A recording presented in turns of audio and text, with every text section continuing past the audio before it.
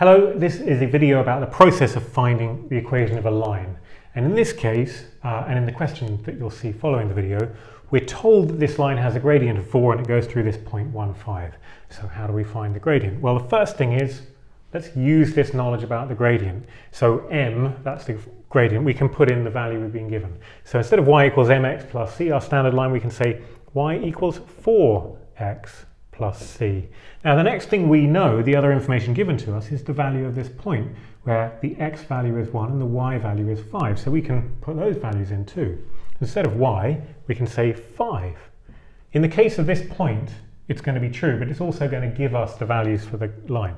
5 equals 4 times 1 plus c, which is 4 plus c. Now the next thing is we can rearrange this to find c. What's the value of this intercept? You could probably see actually in this case just by looking, but let's rearrange it. 5 equals 4 plus c, so c equals 1, right? So now we've got that, we can rewrite our equation not just for this point but for any point. That is, put y and x back in, y equals 4x plus 1. And that is the equation for all the points on this line, not just the one we were given. Problem solved. Those are the steps.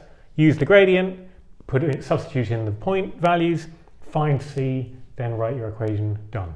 Hope that was helpful. Thanks for watching.